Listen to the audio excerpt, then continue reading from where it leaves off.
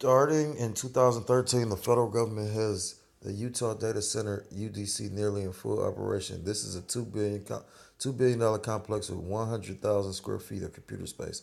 All of the global information grid will be routed through the UDC with computers that can store yottabytes.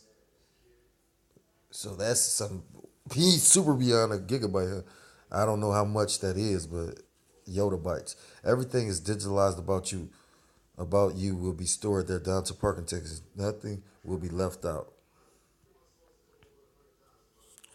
To handle this vast information, the computers will operate at petaflop speed a second, floating point operations per second. To transmit this vast amount of information, researchers invented chips with built-in lasers that use multi-wavelengths of light that can transmit data at terabyte speed per second. What's that scripture in where's that in Ezekiel? They say he's wiser than Daniel. Let me look at the.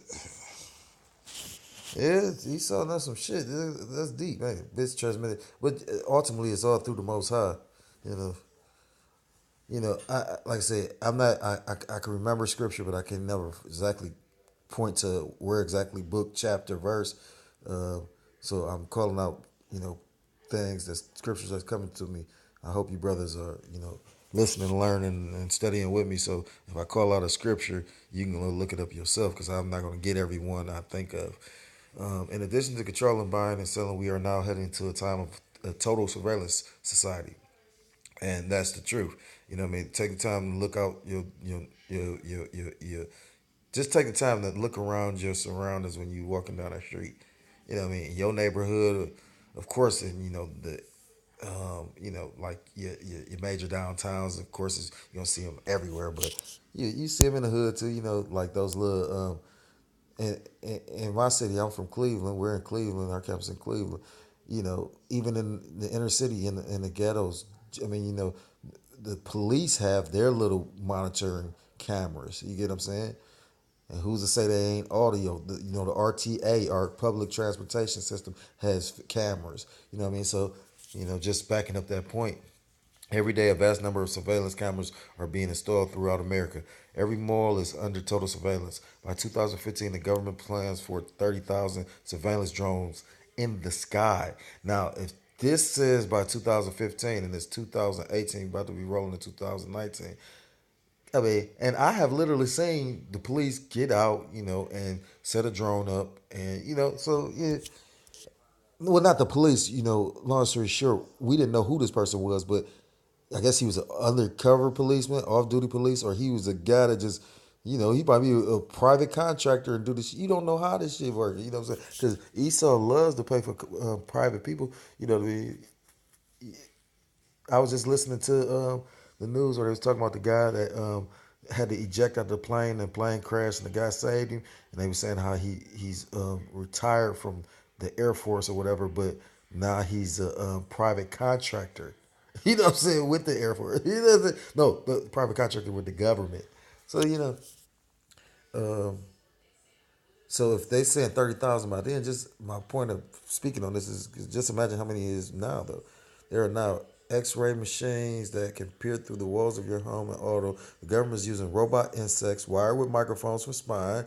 Yeah, that's pretty old. There's now software that allows tracking hundreds of cell phones at once and reads 10 thousands of emails. Homeland Security recently admitted to monitoring Facebook, Twitter, and Google. All the high tech in your vehicle and cell phone can easily be tracked and stored for your location. All this will be stored in the UDC. The rebuilding of the World Trade Center shows how advanced and all encompassing the 666 surveillance system has become. Surveillance equipment will cover the entire area with state of the art technology used, including facial recognition systems, retina scanners, and fully automated, highly intelligent cameras that use artificial intelligence along with software to automatically detect any unusual movements. All people movements will be tracked by the computers to detect suspicious behavior and alert the police when necessary. There will be infrared sensors and heat detectors capable of spotting explosives alongside radiation detectors. The World Trade Center is a prototype of what is coming everywhere as I write. Picture this surveillance system citywide, statewide, and nationwide. All these surveillance, all this surveillance information can be instantly tied into the internet through the coming national Wi-Fi, and that's the Internet of Things. Now, I want to see something. See, because I wanted to know when this came out. But that's your 5G. That's your Internet of Things. The ability for complete surveillance of your life is just a few technological advancements away. As technology advances, just imagine how your life will come under complete surveillance. The 6-6 surveillance society is going to be all inclusive, and this is leading to an incredible high tech mouse man trap with no way out. This is exactly what the Bible said will happen. No one will buy or sell without government approval. A world dictator, the Antichrist, will soon come to power and use the 6-6 surveillance system to require everyone to worship him. Whoever resists will be killed. The mark placed on or in the body will be the initiation into this system. And at least he says that, because, you know what I mean? Like, a lot of people say, oh, on the forehead or in the right hand. So if you get it, no, anywhere in the body. If you get this thing in your body, you might as well, yeah. Well, shit, I might as well go to scripture. Because there's only so many scriptures I really can use for this video.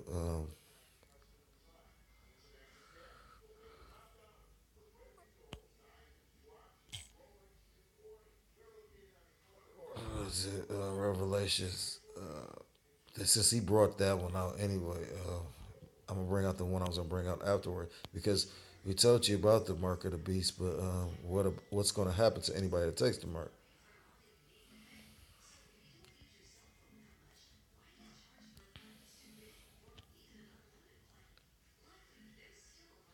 I'm gonna start at verse 9. This is Revelations 14, verse 9. And the third angel followed them, saying with a loud voice, if any man worship the beast, which is this beast system, and his image, and receive his mark, which is that RFID microchip, or that NFC, any of these chips in his forehead or in his hand, which, like the book literally said, or anywhere in the body. Verse 10, the same shall drink of the wine of the wrath of Yahweh, which is poured out without mixture into the cup of his indignation.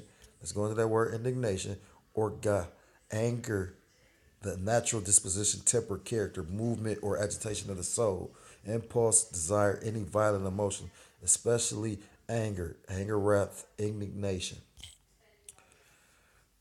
And he shall be tormented with fire and brimstone in the presence of the holy angels and the presence of the Lamb. So, continuing. This means a total rejection of Yahushua Mashiach. The Bible warns that everyone who takes the mark of the beast will be damned for eternity. Well, they're going to receive that judgment and that fire and the missiles. You know what I'm saying? I mean, who's to say they might receive that lake of fire? Because, Most High could let you get that mark, and then, you could be a Jake, and then Esau trick your ass and put you in a situation, and you be like off for the purge or something. They fuck around and try and sacrifice you and eat you or some shit like that. Like but I mean, like Amos 5:18. But trust and believe it's gonna be, you might as well just off yourself, and then at the end of the day, the Most High won't probably let you mark it off yourself. Once one receives it, there is no hope. His or her faith is sealed forever. Please keep that in mind. I'm gonna stop right there. Uh, so this is written around the time 2004, because it said President George W. Bush the re-election in one of several conversations with a fellow evangelical who couldn't understand my waning enthusiasm for the administration. I listened as a highly educated and very successful publisher said the dumbest thing I've heard in a while. A statement that is unfortunately being repeated by many sheeple these days. But Tommy said in response to my concern about the erosion of civil liberties, if you don't have anything to hide, you don't have anything to worry about. See, now he might be a Jake though. You know what I'm saying? Because like they said, I forgot exactly where he's from, But like I said, I've always I've heard Apostle Tahar mention a few times about that Bible built Christians down there that's really into the scriptures. You know, a lot of them that might look like Edomites but are really Jake. You know, he could be a Jake. Maybe it was because he had recently returned from a private dinner with the Attorney General John Ashcroft, which included a night of bulletproof limousine rides and exquisite dining locations under the ever-present protection of Secret Service agents. And my friend seemed asleep at the cerebral wheel. And I just spoke on it. That's the spirit, because at the end of the day, like you said, for a little bit of comfort, people will give up, a lot of liberties, not realizing in the day, like it's this movie called V for Vendetta. It's by the I forgot what the Wachowski brothers, the ones that made The Matrix. And at the end of the day, if you've never seen the movie, I'm not gonna go into it. But if you've never seen the movie, you should go check it out. But there was a statement mentioned in the book. I mean, Salakia, the movie. I'm extremely tired, but Lord will, I don't want Ratazah. I can finish these videos. Um, Anyhow, he said that the government shouldn't. No, Salaki. It said the people shouldn't fear their government. It's the government that should fear their people. Because at the end of the day, the government is control. You know, when you go into that word, you know, or perhaps it was due to the three of us, me, my friend Ashcroft, having history and credentials in the same organization, or the fact that one of my co-authors was an old college pal of John's, or Ashcroft's winning personality and the afterglow of the piano playing and gospel songs crooning they had shared at the Attorney General's private residence that night and had disarmed my buddy's brain. I'm gonna skip this.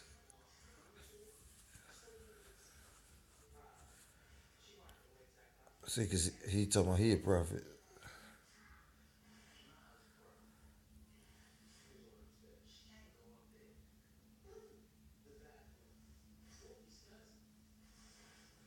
He said, uh, Paris guilty has been through horrific persecution, torture of Maximilian. France will witness an unprecedented reign of terror leading up to total, totalitarianism, totalitarianism, and Napoleon, whose name ironically means the new Apollo, Salakia, the new Apollo, or spirit of Antichrist in the New Testament, in which the masses will he effect be told, if you don't have anything to hide, you don't have anything to worry about. Students of Revolutionary War and the French Revolution will see the irony here. In 1789, while Americans were at long last rejoicing in newfound religious liberties and hard-won freedoms, more than 20,000 citizens prepared to be executed in Paris's guillotines.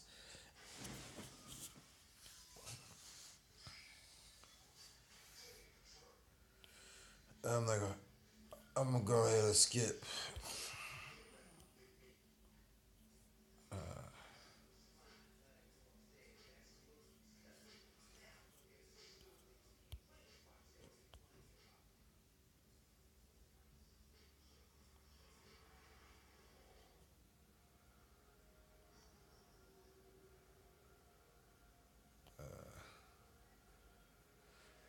Chapter 1, Future Shock is here. Your wallet and credit cards are obsolete. You may as well leave them at home on a shelf near you, Salaki, near your dusty antique collection, reminding you of ancient history. While shopping for your shampoo and toothpaste, you need not but to wave your right hand over a scanner and the checkout counter to pay for it and collect your goods, as the amount due will be automatically withdrawn from your bank account. But of course, this is either too fantastical to be true or too far off in the future for you to worry about, right?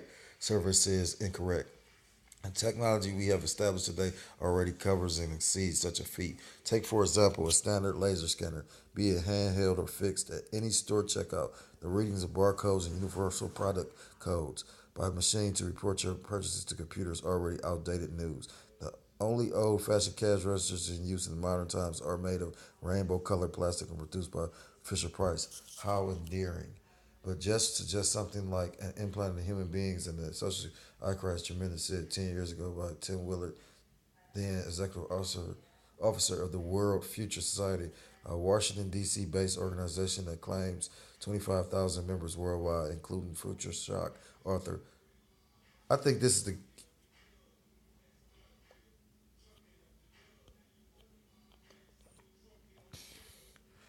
Future Shock author Alvin Tolliver. While people over the years have grown accustomed to artificial body parts, there is definitely a strong aversion to things being implanted. It's the Big Brother is watching syndrome. People would be afraid that all of their thoughts and movements were being monitored.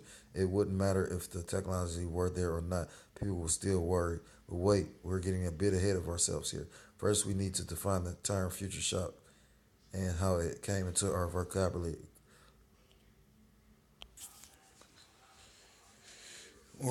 According to our vocabulary, according to Merriam Webster's Collegiate Dictionary, 11th edition, future shock is defined as the physical and psychological distress suffered by one who is unable to cope with the rapidity of social and technological changes. As words in the dictionary go, this one is of fairly recent origin. The dictionary tells us that it first came into common usage about 1965. Talifer cannot directly be credited with originating the term, but using it as the title of his book certainly propagated its wide acceptance, and the definition is one with which most people of this decade are familiar to at least some degree. Future shock has come to be considered a negative term that bridges the age gap from children who feel they are being propelled into the future before they are ready, and that adults have pretty much messed it up for them anyway. I'm gonna skip all that.